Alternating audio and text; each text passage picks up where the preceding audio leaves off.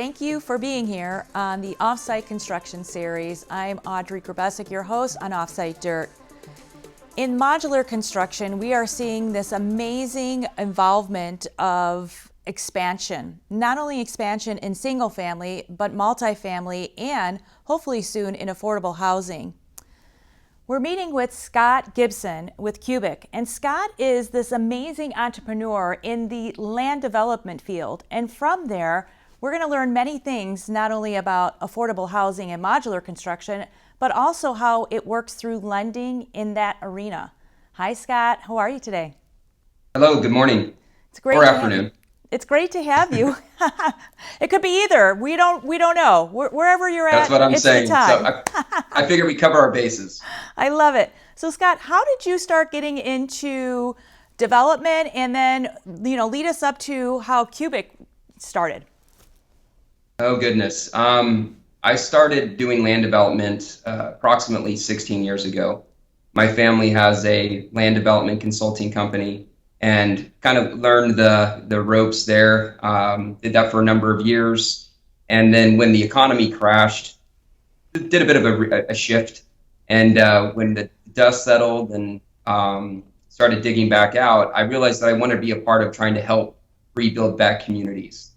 And as I looked at different markets across the country, I felt like a place to really test some of my ideas and some of my former business partners' ideas was in the Midwest.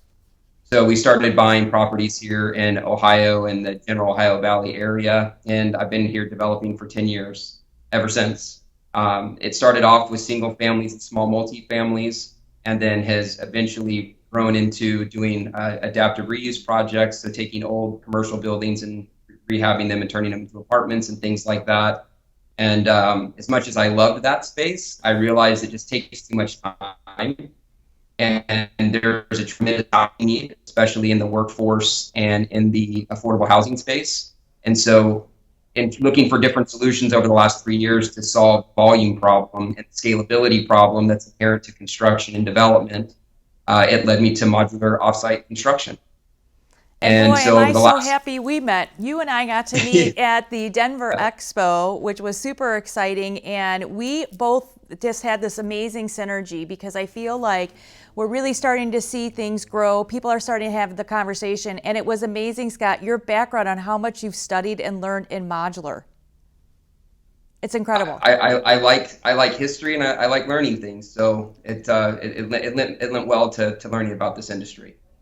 So you started studying different forms of construction, offsite construction, and then you started to develop Cubik, right? Is that Correct. how it worked? So tell us a little bit more about what Cubik is, and where you guys are, heading.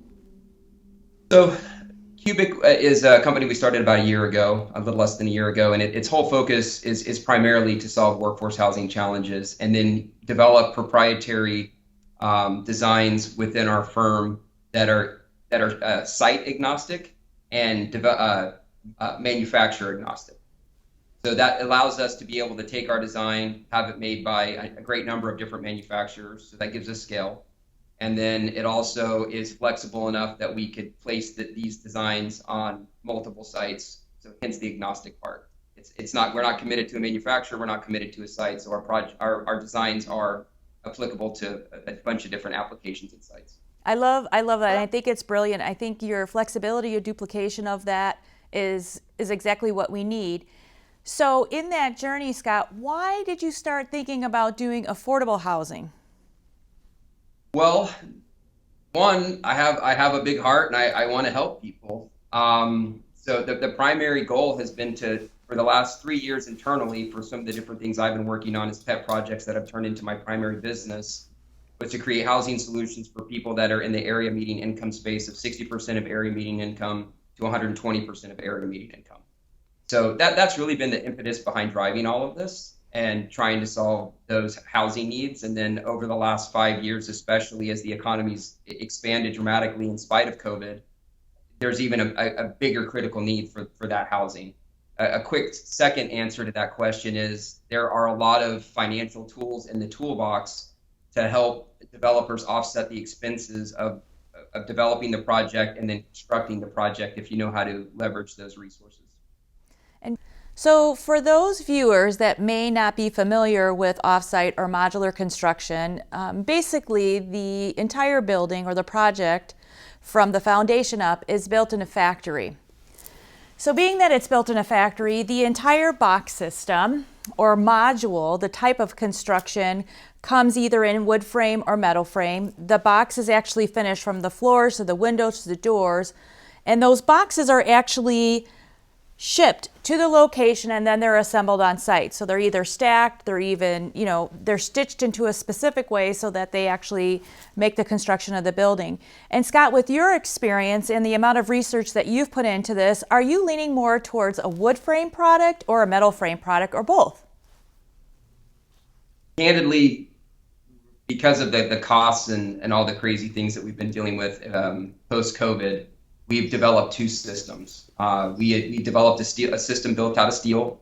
We did that for two reasons, primarily. One, the steel market is a little bit more consistent than the wood market. The wood's been highly volatile. And then steel also gives us some benefit because it's less combustible, so it helps us in some ways save money when it's related to life safety down the line. And so it saves us money on certain things like having to provide fire suppression and different things like that. And I think it's smart to know that you can have that flexibility. You can really choose that. So being that that is the case, is it hard for you to find a manufacturer that will do both, or do you have to find two different factories that will produce that? It has been my experience to date that most manufacturers either specialize in wood or specialize in steel. We're working with one manufacturer that is willing to do both, but that's a bit of a unicorn in the market today. Yeah, no kidding. So Scott, I love your background in not only in the development, but also in the financial arena. Can you kind of walk us through what your experience has been to get from where you are now to, working on these affordable housing projects? Because people that I've talked to in the industry, especially developers, you really have to be, like you were saying, like a unicorn in the industry to not only put your team together, but to be able to fill out all this massive amounts of paperwork and do this massive amount of learning. Has that been your experience in this process? The short answer, yes. And then back to having a solid team, we have a great team. So I brought on some of the best folks in the industry to guide us through these different processes, and it just takes an incredible team to pull this off. I would say, with respect to affordable housing, some of the biggest challenges you're going to have on the finance side is just how the construction draws work, getting some of these more historically conventional lenders that are used to doing things in a very conventional way, without using the same word twice. It's getting them to understand how these draws will work, how the inspections work, and have this done offsite. That's one of the biggest hurdles that you have to surmount. Yeah, I agree with you. And it's amazing the conversations that you and I have had. I've talked to developers that have put in applications, have tried to go through this process, and then one small sheet or one small signature or one small something has happened, and then they're back at the drawing board for the next year. Has that been your experiences, or are you pretty much streamlined this where you've got your rhythm, you know what's going to be expected, you know what's coming next, you know how to put the deliverable and the package together for review? So we pay a couple people. I won't name them, but they're great, and I'm happy to let you interview them at some point because they're a wealth of knowledge. But yeah, we have two different folks that we work with that keep us from doing dumb things. The other thing that I would say, especially on the affordable housing side, is there's two separate types of credits that I will spare the audience from having to hear about, other than one has two typically submission windows a year, sometimes one. And then the other one, it has many submission windows, or you can submit it any time during the year. We're focusing on the one that's more flexible. So even if we did miss one, thing and didn't cross the right T or dot the right I, we still could resubmit, and I'm not having to wait another 6 months or another year to do so. Yeah, how about that for a learning process? I think it's great, and it's great to hear that there is two different programs that people can start researching and looking into. When you're looking at your development, Scott, how do you measure if it's one that you really want to go after? Are you looking more on the development side? Are you looking more on the lending side? How do you, at Cubik, realize, yes, this is the development, this is the density? How do you put those pieces together? So for our model, again, using that one type of financing mechanism in the affordable housing space, I'm looking to maximize the credits that I can get, or technically their bonds.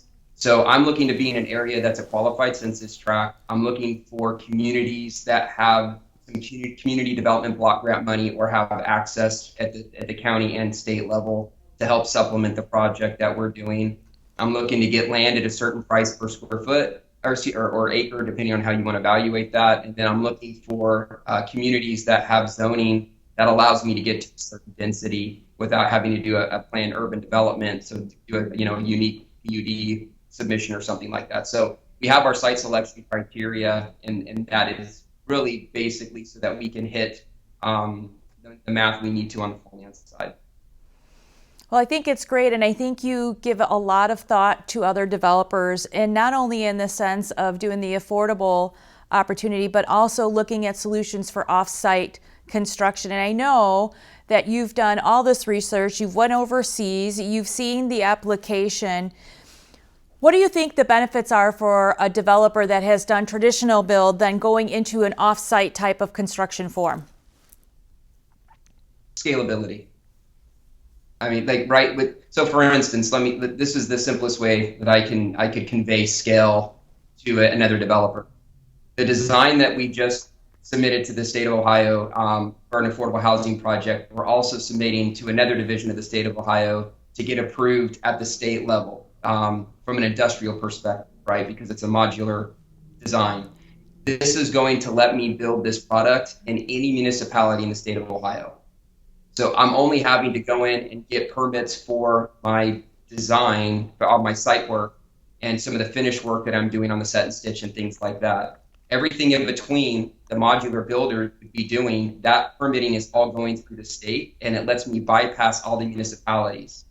One other big caveat that I haven't, and an incentive that I haven't even talked about yet, which is a huge incentive for developers to go offsite, is theoretically speaking, this allows a developer to avoid Davis-Bacon compliance for all the work that's being done offsite. That saves the project a tremendous amount of money, and it also saves it a tremendous amount of auditing. So it goes a long way to make the developer very happy, and it opens up other finance for the developer. So it's very complex. I'm happy to get into it when we have more time, maybe at a different time, but that's a big benefit. Well, I think you give a lot of developers food for thought. I'm certainly happy to see that your heart has led you into this direction, because we both know we need more affordable housing. You know, the greatest gift that we can have is a home to live in, and many don't have that opportunity. So you creating that is really not only a skill set, but a love for just humanity. So thank you, Scott. It's my passion. It's my pleasure. Is there anything else that you'd like to add to the conversation before we let you go? Because I think that, one, we've opened up the door literally to a new whole opportunity of not only development but affordability. And then we're using offsite construction, one of my favorite areas to speak about. Is there anything else you'd like to say in closing? Yeah, I didn't really get to talk about it, but it's not just for me affordable housing, it's also for workforce housing. And that is where I think the biggest need is. There are a lot of affordable housing developers that focus on the 60% of area median income demographic and below, and those folks deserve and need help. There's been almost nothing put on the ground for people that make 80 to 120% of area median income, and that is where I'm hoping that the efficiencies of offsite and modular construction can come in and provide many hundreds of thousands of doors for these families and individuals that need quality housing opportunities. So that's what makes me the most excited. I'm building a foundation on the affordable piece, but I really want to move primarily into the workforce piece to help those working families and individuals. I love that, Scott, and I absolutely agree with you. Workforce housing needs to have a deliverable, and I'm glad that we're going to start seeing some of that in Ohio. Thank you so much for being here. Thank you for this discussion. And that's The Dirt on Offsite Dirt.